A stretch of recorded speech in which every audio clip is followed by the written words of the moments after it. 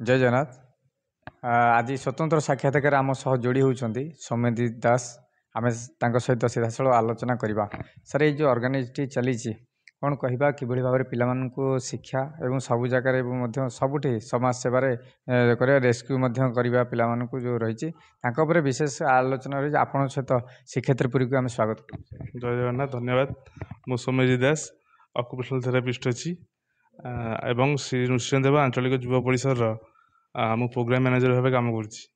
ଶ୍ରୀ ନୃସିଂହଦେବ ଆଞ୍ଚଳିକ ଯୁବ ପରିଷଦ 1994 ମସିହାରୁ ନିରବଚ୍ଛିନ୍ନ ଭାବରେ ଭିନ୍ନକ୍ଷମ ଲୋକଙ୍କ ପାଇଁ କାମ କରିଚାଲିଛି। ଏହାର ପ୍ରତିଷ୍ଠାତା ହେଉଛନ୍ତି ଶ୍ରୀ ବସନ୍ତ କୁମାର ମିଶ୍ର। ତାପରେ ତାଙ୍କର ଯେଉଁ ଲିଗାସିଟାକୁ ଆମ ମମତା ମିଶ୍ର ମ୍ୟାଡ଼ାମ ତାକୁ ଆଗକୁ ନେଇଯାଇଛନ୍ତି। ଆମେ ବେସିକାଲି ଭିନ୍ନକ୍ଷମ ପିଲାମାନଙ୍କ ପାଇଁ କାମ କରୁଛୁ, ଯେମିତିକି ଇଣ୍ଟେଲେକ୍ଚୁଆଲ ଡିସାବିଲିଟି ପିଲା ହୁଅନ୍ତୁ, କି ଚିଲଡ୍ରେନ୍ ୱିଥ୍ ସେରିବ୍ରାଲ ପାଲସି ପିଲା ହୁଅନ୍ତୁ, କି ଆମର ମେଣ୍ଟାଲି ରିଟାର୍ଡ ପିଲା ହୁଅନ୍ତୁ, ତାଙ୍କୁ ଆମେ ଫିଜିଓଥେରାପି, ଅକୁପେସନାଲ ଥେରାପି ଏବଂ ସ୍ପେସିଆଲ ଏଜୁକେସନ୍ ତାଙ୍କୁ ଦିଆଯାଉଛି। ତାପରେ ପୂର୍ବରୁ ତାଙ୍କ ଲାଇଭହୁଡ୍ ସପୋର୍ଟ ପାଇଁ ବି ତାଙ୍କୁ ଗୁଡ଼ାଏ ତାଙ୍କ ପାଇଁ ବହୁତ ଜିନିଷ କରାଯାଇଛି, ଯେମିତିକି ସିଲେଇ ମେସିନ୍, ସିଲେଇ ଶିକ୍ଷା ଦିଆଯାଉଛି, ଏଗୁଡ଼ା ସବୁ। ତାପରେ ତା ବାଦ ଆମର ଗୋଟେ ନୀଳାଦ୍ରି ନିଳୟ ନାମର ଯେଉଁ ଆମର ଡିଷ୍ଟ୍ରିକ୍ଟ ଆଡମିନିଷ୍ଟ୍ରେସନର ଅନୁମୋଦନ କ୍ରମେ ଆମେ ଗୋଟେ ବେଗାର ସେଲ୍ଟର ହୋମ୍ ଚାଲିଛି। ସେଥିରେ ଆମେ 50 ଜଣ ଭିକ୍ଷାବୃତ୍ତି କରୁଥିବା ଲୋକଙ୍କୁ ଥଇଥାନ କରିଛୁ। ତା ବାଦ ଆମର ଭିକ୍ଷାବୃତ୍ତି କରୁଥିବା ଲୋକଙ୍କୁ ବି ଆମେ ରେସ୍କ୍ୟୁ କରୁଛୁ। ଯେହେତୁ ଶ୍ରୀମନ୍ଦିର ଚାରିପଟେ ଭିକ୍ଷାବୃତ୍ତି କରିବା ପାଇଁ ଗଭର୍ଣ୍ଣମେଣ୍ଟ ଆମର ସରକାର ମନା କରିଛନ୍ତି, ଯେଉଁମାନେ ଭିକ୍ଷାବୃତ୍ତି କରୁଛନ୍ତି ସେମାନଙ୍କୁ ଆମେ ରେସ୍କ୍ୟୁ କରି ଆଉ ଯେଉଁ 8ଟି ଯେଉଁ ନୀଳାଦ୍ରି କେନ୍ଦ୍ର ଅଛି ସେଠାରେ ଆମେ ତାଙ୍କୁ ଥଇଥାନ କରୁଛୁ ଏବଂ ତାଙ୍କୁ ମଧ୍ୟ ଭୋକେସନାଲ ଟ୍ରେନିଂ ଦିଆଯାଉଛି, ଯେମିତିକି ଆମର ଫିନାଇଲ ତିଆରି କରିବା, ଦେନ୍ ଧୂପକାଠି ବନେଇବା, ଏଗୁଡ଼ା ସବୁ, ଯେମିତିକି ସେ ଆଉ ପୁନର୍ବାର ଭିକ୍ଷାବୃତ୍ତି ନ କରିବ। ଏଇସବୁ ଆମର ଚାଲିଛି। କେତେ ପିଲା ଏଠି ଯେଉଁ ରହିଛନ୍ତି ତାଙ୍କୁ ମଧ୍ୟ ଶିକ୍ଷା ଦିଆଯାଉଛି? ହଁ, ଆମର ଏଠାରେ 370 ଜଣ ପିଲାମାନଙ୍କୁ ପୁରୀ ସଦର ବ୍ଲକ ଆଉ ଆମର ପୁରୀ ସତ୍ୟବାଦୀ ବ୍ଲକରେ 370 ଜଣ ପିଲାଙ୍କୁ ରିହାବିଲିଟେସନ କରାଯାଉଛି, ଯେମିତିକି ଶିକ୍ଷାଦାନ, ସ୍ପେସିଆଲ ଏଜୁକେସନ ସହିତ ଥେରାପି, ଏଗୁଡ଼ା ସବୁ କରାଯାଉଛି। ଏଇ ଯେଉଁ ପିଲାଙ୍କ ଯେଉଁ ରହିଛି ତାଙ୍କୁ ମଧ୍ୟ କାହାକୁ ଶୁଭୁନି, କାହାକୁ ସବୁ ମଧ୍ୟ ମୁକ ବଧିର ପିଲାମାନେ ତାଙ୍କ ବି ମଧ୍ୟ ବ୍ୟବସ୍ଥା କରାଯାଉଛି। ହଁ, ମୁକ ବଧିର ପିଲାଙ୍କ ପାଇଁ ପୂର୍ବରୁ ଆମର ଗୋଟେ ଡେଫ୍ ଚାଇଲ୍ଡ ୱାର୍ଲଡ ୱାଇଡ୍ ଗୋଟେ ପ୍ରୋଗ୍ରାମ ଚାଲିଥିଲା ଆମର। ବର୍ତ୍ତମାନ ସେଇଟା ତ କଣ୍ଟିନ୍ୟୁ କରୁନି, କିନ୍ତୁ ତାଙ୍କ ପାଇଁ ବହୁତ କାମ ହେଉଛି ଡେଫ୍ ପିଲାଙ୍କ ପାଇଁ। ତାଙ୍କୁ ଶ୍ରବଣ ଯନ୍ତ୍ର ବି ଦିଆଯାଇଥିଲା।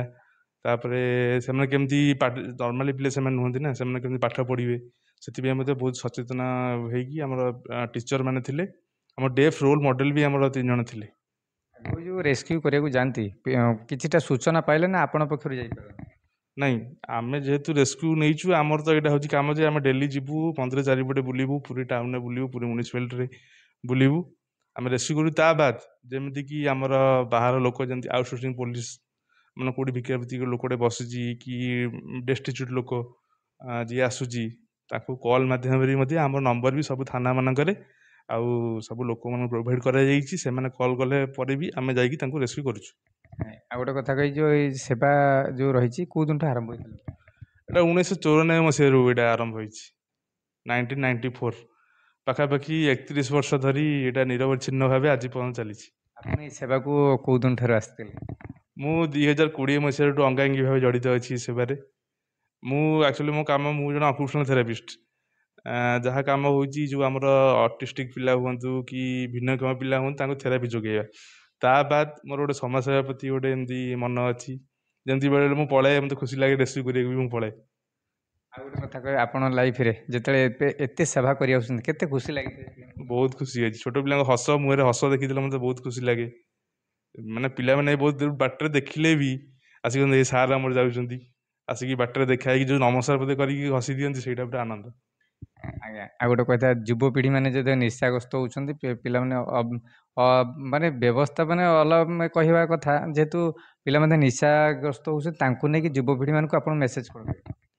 ନିଶା ସେବନ ଅର୍ଥ ହେଉଛି ପୁରା ମାନେ ବର୍ବାଦ ହେବା ସମାନ। ନିଶା ଦ୍ୱାରା ମାନେ ଆମର ଯୁବପିଢ଼ି ପୁରା ଖରାପ ହେଇଯାଉଛି, ମାନେ କାର୍ଯ୍ୟ କିଛି କରୁନାହାନ୍ତି, ସବୁବେଳେ ନିଶାଗ୍ରସ୍ତ ହେଇକି ରହୁଛନ୍ତି। ପ୍ରଥମେ ନିଶା ବନ୍ଦ କରିବାକୁ ହେଲେ ଆମେ ଯେଉଁମାନେ ବି ଆମେ ସଚେତନତା କରୁଛେ ପ୍ରଥମେ ସେମାନେ ଆଗ ସୁଧରିବା ଦରକାର। ଦେନ୍ ତାପରେ ଯାଇ ଆମେ ଚେଷ୍ଟା କଲେ ନିଶା ବନ୍ଦ ହେଇପାରିବ, ନହେଲେ ନାହିଁ ସିଏ ହେବନି। ଆଗ ନିଜକୁ ନିଜେ ଷ୍ଟ୍ରଙ୍ଗ ହେବାକୁ ପଡ଼ିବ, ଷ୍ଟ୍ରଙ୍ଗ ପଦକ୍ଷେପ ନେବା କି ନାଇଁ ଆମେ ନିଶା କରିବାନି। ନିଶା କରିବା ଦ୍ୱାରା ଘର ବର୍ବାଦ ହେଉଛି, ସବୁ ହେଉଛି।